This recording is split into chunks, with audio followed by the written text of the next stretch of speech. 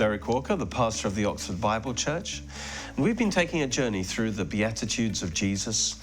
And really, this is God's pointing out the areas in which He is working in your life all the time to develop certain heart attitudes, because your heart is the channel through which God's grace flows into your life. And if your heart is wrong, if your heart is hard, God's work in your life is blocked.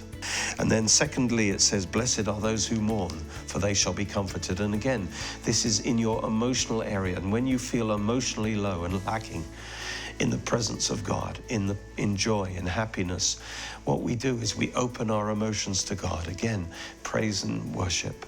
And we ask God to comfort us. And He says He will, rather than trying to be comforted by worldly things. And then it says, blessed are the meek, for they shall inherit the earth. And we saw that this is to be humble, to be teachable, to be submitted to authority and to God's word.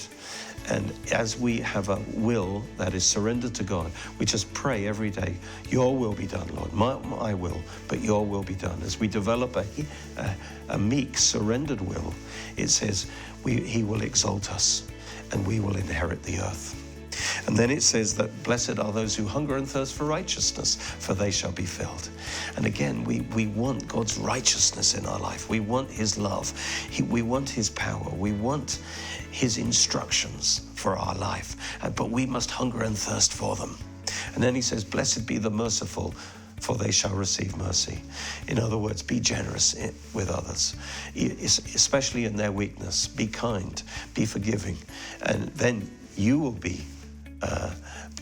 will receive mercy when you need it. And then it says, blessed are the pure in heart, for they shall see God. Remove the idols from your life. As you come to God in praise and worship, He'll start touching those idols. He'll start burning those idols away. Let Him do that. Let Him become the most important thing to you. The pure in heart are those whose treasure is God, whose heart is fixed on God. And then all the other things in this life are like bonuses.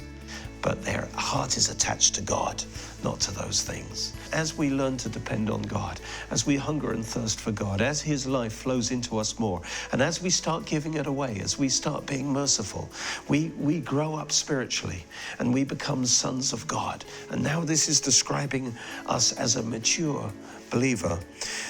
We're a son of God, not just a child of God, but a son of God. The weos, the son of God, is the one who can represent his father. What's the difference between a child and a son, a grown-up son? The difference is a child always has to be told what to do. It's got to be laid out to him. But a son has so got to know his father that it's now within his nature to do what the father wants to do. And so when we become sons of God in that way, we actually take on the mission of God in this life, and that is to bring peace.